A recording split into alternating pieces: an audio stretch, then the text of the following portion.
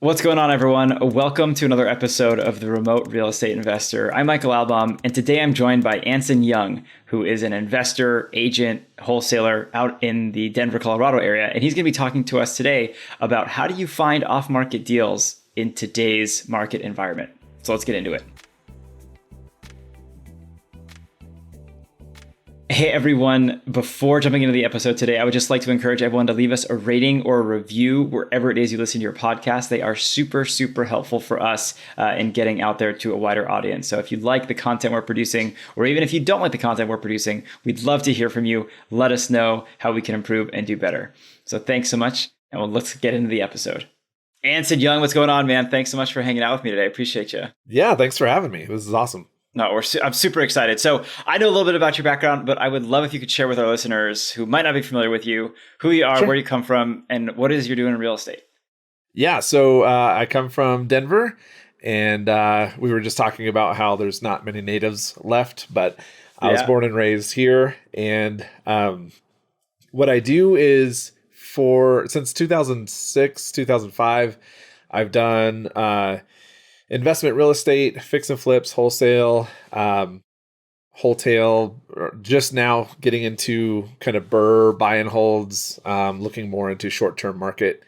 And I've been licensed since about 2007. So I've been licensed almost as long as I've been investing. So right on. We actually, just before this episode, we were recording with another guy who is a broker, licensed broker agent, as well as an investor. And we were talking about, does it make sense for investors to go get their license and kind of vice versa? And so that was a really interesting discussion. Has it helped you in your investing being a licensed agent? Yeah, I don't know honestly how people do without it, because I can't stand waiting on other people.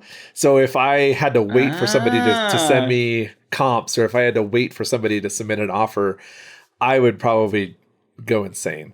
So being able just to do that myself is huge. So, but besides that, there's a lot of advantages for sure. I have never regretted it. There are a couple of very niche, creative real estate things that I can't do because I'm licensed, but it's never affected me. I don't do sandwich wrap, lease options, whatever. I don't do any of that. So it doesn't affect me at all. It's not applicable. Wow. Love the hot take, man. This is perfect timing. Right on. Nice. And so, so you just also spoke at the recent Bigger Pockets conference, which if anybody was there, they hopefully heard. Tell us what that was all about. Yeah, so that was their first rookie conference. So they have a rookie podcast hosted by Ashley and Tony, and they decided, you know what, they've been doing a rookie boot camp. That's a 12-week virtual boot camp, and they decided, hey, why not do a 2-day live event? And so they did, and so they put all their power behind it, and it was geared completely towards rookies. I did an informal poll when I did my speaking of, who's done 0 deals, who's done, 1, 2, 3, 5, 10 deals. And there was one guy who did 10 deals, and I was like, why are you here? But for the most part, wrong conference, dude. Yeah, I was like, whoa, hey, doors over there. No, but he ended up to be a good guy.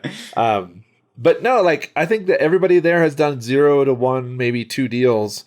And they were just looking to have guidance on how to do more, how to finance them, how to find them, how to, structure their business, how to implement systems, basically just how to scale and how to grow, what to do next. So yeah, it was a really good vibe.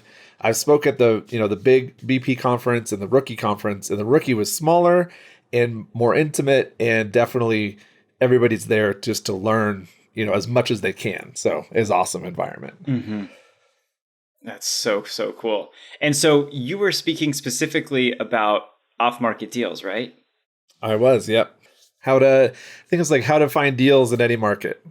Yeah. Okay. Awesome. Which I think is so important for this market and kind of where we find ourselves. So give us a little bit of insight as to, what people who were at the conference got to hear about. So I do say any market, because I learned really quick. If I'm in Denver and I just do Denver things, and then somebody comes to me and they're like, hey, I bought, 100 properties last year and they're all $20,000. And I sent out yellow letters and they're like in Chattanooga, Tennessee or something. Like those things, that like the things that he's doing there might not work in my kind of A plus capital city market. And so, being working here in this market, and then now I'm also working in smaller markets, I feel like I can speak a little bit more to like finding deals in any market because it's, I'm kind of working from the top down. I'm working from what works in like the highest competitive, insane market. And when I implement that strategy down into a less competitive market, it still works really well. And so, whereas I think the reverse isn't always true, where they're like, I've talked to guys who have done exactly that. They're still sending yellow letters to, just basic generic lists, and they're still getting, a dozen deals a month or something like that. It's like, that just does not work here. Whereas my methods definitely work there. So I feel like, I feel like a little bit of elitist there, but no, but, we definitely, we definitely talked about, I wanted to implement, hey, here's what's working today. Here's what's working, not just in my market, but in multiple markets. And also kind of how to do like a fast start. So like what you should do when you get home. Here's kind of a fast start guide based on the things that I talked about. So we talked about some different strategies. Then we talked about like, hey, this is exactly what I would do if I was starting today. In almost any market, it would be applicable. So that's kind of what we went over. Awesome. Can you give us a little bit of insight into like what that starter guide looks like? I mean, what would you do starting today? My favorite, so you got to look at like your lists of who you're targeting, especially when you're going off market, your list of who you're targeting and then how you're targeting them. So what you're sending them, how you're contacting them. And so my who is definitely my favorite list. If I'm a rookie and I don't have a lot of money, but I might have more time than money, I'm going to go driving for dollars. I think it's still my favorite list. It's still, the least amount of competition on any of our lists. It's almost like nobody wants to just jump in their car, put in the work to, write down the addresses of, the 10 worst properties in a neighborhood or whatever that looks like. So for us, we're almost like one of one or one of two people who are contacting these homeowners because they may not be in foreclosure, divorce, they may not be dead. The only thing wrong is that their house looks terrible, and there's no list for that. And so unless you go and you put eyeballs directly onto those properties, and so if I was just starting out, I would start there. And then again, if I had more time than money, I would cold call that list. That's going to be the most aggressive, direct way to get a hold of those homeowners to figure out if they do need to sell, if this is something that might work for them. And so, and everything depends on goals. And, if you're looking for 100 properties this year versus like 2 rentals, your entire strategy is going to be totally different. But in general, if I'm a rookie, I'm going to start there. I'm going to network with agents in the area, see if they have any upcoming listings that are maybe pocket listings, or, if they ever come across a hoarder house, or if they ever come across something that's just so far outside their wheelhouse, like I'm their solution, right? I'm the guy that can come and help save the day. And then I'm going to go network with wholesalers as well. And so between those 3 activities, you should be able to kickstart, finding deals in pretty much any market, because now you're in front of two gatekeepers. You have wholesalers and agents who are in front of deals, and you're going out and you're looking for deals yourself and contacting homeowners directly. So. I love it, dude. That's such a cool, 3-pronged approach. So when it comes to finding lists or scraping lists, I mean, I hear it all the time. What are some actionable programs or sites that people can go to and use to come up with these lists or get access to these lists? Yeah, if you look at kind of ease of use, something that you can go in 15 minutes later, pop out a list, something like a a prop stream type product is going to be it's designed to be easy that way, right? So you can go in there, sign up for an account. I think they have like a 14-day free trial or something like that. Go in there, say, I want all of the pre-foreclosures in these zip codes. And boom, it'll give that to you. You might have to pay extra for it, for exporting it or something like that. But that's 5 button clicks and you should have some sort of list. High equity, absentee. Awesome. They have different metrics in there that you can kind of just click a couple buttons and have a list in your hands. If you want a little bit more hands-on, you could go to List Source, which is kind of the gold standard of just backbone lists that almost everybody goes in. But there's like a million different options inside of there. So I can understand that it would be confusing to kind of find exactly what you're looking for, because there's so many different options inside of there. And then you could export a list that just that you pay for, and it doesn't make sense because you just clicked one wrong button or something like that. So I understand like ease of use. It's not the easiest thing to use, but if you look at title companies, they'll use List Source as their backbone for all of their data. Like Land Title uses them as a backbone. My MLS for being an agent in our tax system is all based on the same company that owns List Source. And so all that core logic data, it's like there's hundreds of MLS systems that use the core logic List Source backbone. So it's kind of an industry standard for title companies, agents, and where that data lives. So I like to go directly to where the data lives, because I don't know where PropStream gets their data. It seems to be okay, but I like going directly to the source, but I understand it's hard to use. Yeah, no, that makes a ton of sense. And that's a really good tip. And then, so when it comes to agents and wholesalers, so from the agent side of things, talking about pocket listings or off-market deals, I think a lot of investors struggle, especially newer investors, struggle because they haven't built a name for themselves. They're having trouble getting access to those types of deals. So what is something an investor can do, especially when he's just starting out, to position themselves to be able to take advantage of or get access to some of these pocket listings or off-market deals?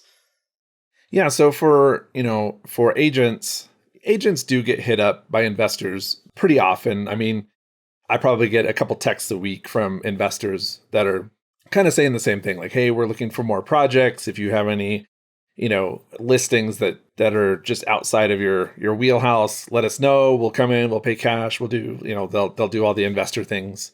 The whole 9 yards, yeah. Yeah, so I get that it is kind of competitive. I think it comes down to like rapport, building up an actual relationship with agents, and not just kind of a transactional, like, hey, I'm going to be nice to you so you can give me deals or something like that. Like, I think people can see through some of that. So if you want to actually like form a strategic partnership with people, sit down, buy them coffee, talk to them about what they're doing and if there's any way that you can help them. Because if you're an investor and you don't have your license, you will come across sellers who want to just list their house. And so having a resource as an investor of like, hey, my friend James is an agent and he can take care of you. And so if you're kind of reciprocating and giving, to an agent or a few agents, they're going to be more, much more willing to give you a deal when it comes across their desk of like, hey, this, hoarder house came across in my brokerage. Everybody's like pointing and going like, what the heck do we do with this thing? Yeah. And this could be a good opportunity for you to take a look at. But yeah, being in front of the gatekeepers is very powerful. So whatever you can do to get in there, I suggest being nice and building rapport, but whatever you can do, get in there. So. Yeah, that makes total sense. I mean, it kind of goes to drive home the point, something that I've been preaching for years is like relationships, like real estate's a relationship business. It's not an asset business. It's not a, physical bit. Like I think it's all about relationships. And this goes to really drive that point home. So I think it makes a ton of sense. Yeah, 100% relational. Absolutely. Moving on to wholesalers, because I think a lot of people have a view, opinion, preconceived notion about what wholesalers are, who they are, the kind of people they are, and the things that they do. So there are good ones, kind of like everything in life, and then there are less good ones. So how do you develop a relationship with wholesalers? And like, especially as a new person, how do you know that they're just not pulling the wool over your eyes? Yeah, that's so prevalent, like that. Just everybody knows that most wholesalers aren't great. I mean, I said it from stage. I was like, finding wholesalers is easy. Finding a good wholesaler is difficult. Like, that's the hard part. Right. Right. It so is. So it's going to come down to like weeding through it. You're going to, if you meet 10 wholesalers, maybe one or two of them are doing good deals that make sense. And so you won't know that until, you might talk to them and get a feel for them. But a lot of people, it's kind of hard to tell if they're legit there. But you might just start having to see their deals, get on their list, start getting deals across your desk and analyzing them. I mean, you're going to have to analyze them anyways. So, right. And it's good practice. I mean, if you're a rookie or if you're somebody just starting out, like, I tell investors and agents and whoever I can, like, look, get this input and then evaluate it. You don't have to be ready to buy. You don't have to be ready, but you're putting in the work of figuring out what these properties are worth, estimating repairs, plugging in numbers into your formulas of what works for your business. Does this work as a rental? Does this work as a short term? Does this work as a flip? You're putting in those reps. And so if you're putting in the reps anyways, and you're getting, 10 wholesalers worth of deals across your desk, analyzing those and really figuring out like, oh, these two are actually having, consistent deal flow with numbers that make sense for my business. And then you might just kind of unsubscribe for some of the other ones, or occasionally the worst wholesalers come across good deals and they just don't know it. And so sometimes you'll find a diamond in the rough from somebody who you might write off. So I don't unsubscribe, because sometimes they just don't know maybe the deal, or maybe the value's in the land, or maybe the value's in a pop top, or maybe the value is in a rezoning play. And they're trying to push it as a flip that doesn't make sense, right? So there'll be some diamonds in the rough there, but you're going to be analyzing deals and double checking the work anyways. So that's going to be a good way to weed out the good ones from the bad ones for sure. Yeah, that makes a ton of sense. All the wholesalers that I see, they give you a deal and say, this is the purchase price, this is the rehab cost, this is the ARV. I mean, what are some resources for people to get accurate at validating those numbers for themselves? Because I don't think anyone should take anything at face value. You want to trust but verify it. So how do I figure out, like, what is the ARV and what is the rehab cost if I'm just getting started? Yeah, those are huge questions, because those are definitely the two blind spots that most new investors have. So they're, right. It's not just finding a deal and then financing it, but now it's like, now I have to evaluate it, and now I have to figure out rehab costs, and it's very daunting. I would say like the easiest way to do some of that is to lean on others for their expertise. So if you have networked with agents, see if they can run some comps or teach you how to run a couple comps, in that, or watch some YouTube videos on, what are comparables? What does that look like? Can I find them on Zillow? Can I find them on Redfin? A lot of investors, they will just lean on the expertise of an agent to pull the CMA, or pull the ARV for them. And then, basically trust that number, but based on a little bit more expertise than the wholesaler. Okay. But learning to do it yourself it'll always benefit you, whether you have to teach somebody on your team later on, whether you become an agent yourself or something and have to do it in the long run. Being able to figure out what comparables look like and then where to go find them. There are, Realtor.com, Zillow, Redfin. there are places where you can go find comparables and then really just try to compare them apples to apples. And then for rehab, it's kind of the same thing, because if you don't, like, I don't know anything about rehab, especially when I was starting off. And so being able to lean on a general contractor or somebody who has that experience was huge, because otherwise I wouldn't have even got into my first flip. Like, I have no idea what these things cost and what labor costs and what timelines look like. Even if you have to pay for that contractor's time, it's always worth it. It's always worth the education. So if you're like, hey, I'll pay you like $50 an hour to go walk this property, and if they have an extra, couple hours or a little bit of downtime, say I just need a line item bid and I want you to walk through the property with me. And that $100 or $150 for them to walk through the property, that education is priceless. And if you can get, if you can get 2 or 3 other newbies to pitch in too, I mean, you could potentially offer a contractor, hey, 4 hours of your time for, $500, $600, $700. Everybody just pitches in like $75 or something like that. And the contractor slow walks you through a property. That education is priceless. And if, barring that, if you want to get 2 or 3 contractors to go and give you bids on a property, and then you can compare those bids kind of side by side.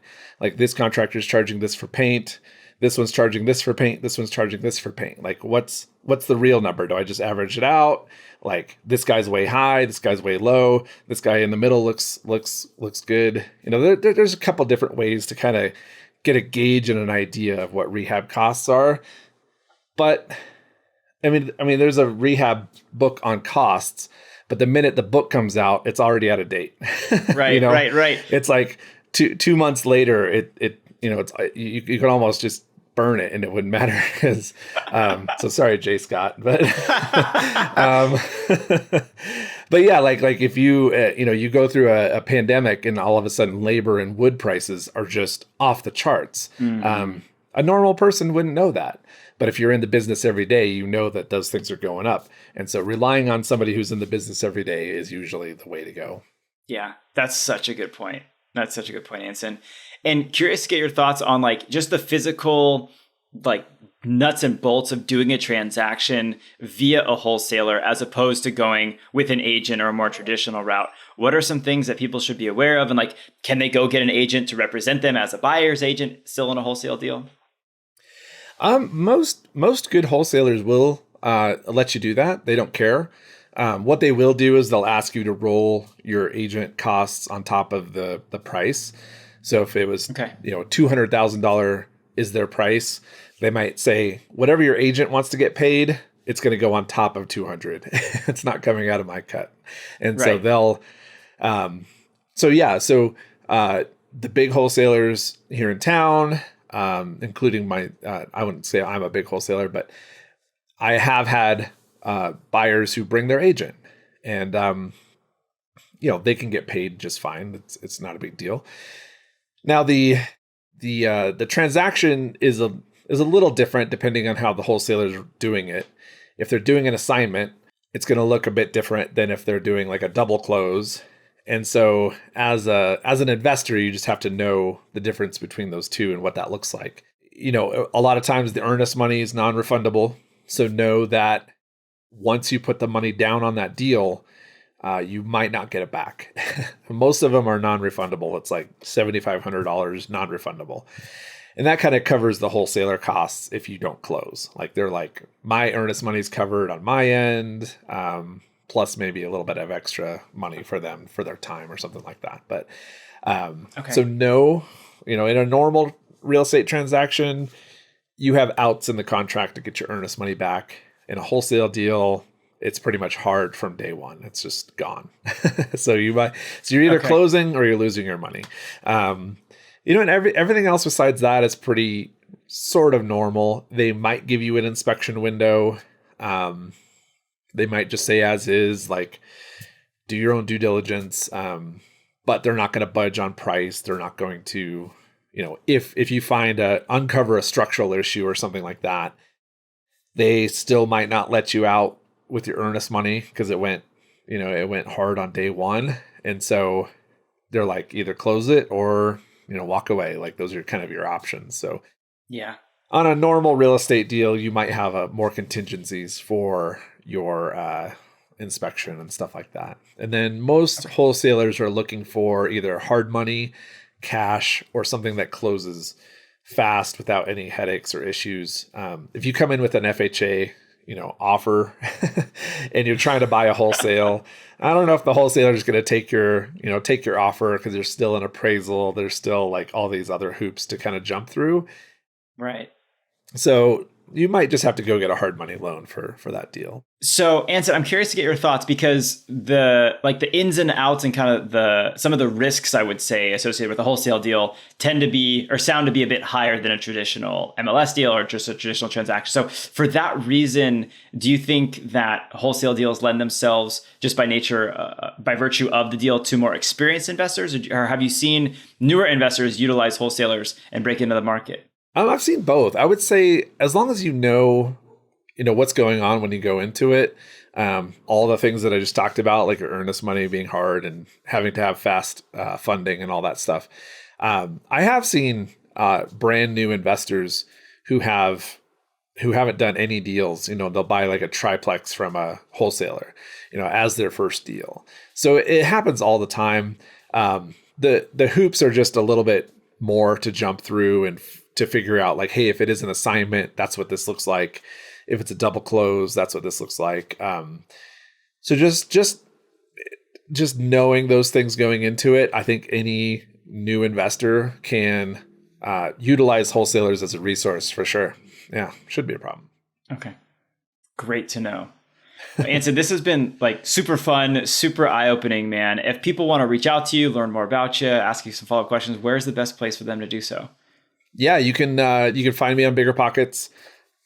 Just type in my name. It should come up with my profile. Send me a message there. Find me on Instagram at Young Anson, or find me on YouTube at Anson Young. And either one of those, reach out, say hi. If you have questions or need anything, just hit me up. Right on. Well, thank you again, man, for coming on. This has been a lot of fun, and I'm sure we'll chat soon. Awesome. Sounds good. Thank you so much. You got to take care, Anson. Alrighty, everyone. That was our episode with Anson. A big thank you to him for coming on the show and sharing some really actionable takeaways for folks to do, whether you're a seasoned investor or just getting started, in how to go secure some off-market deals so you're not fighting with everybody on the MLS. As always, we look forward to seeing you on the next one, and happy investing.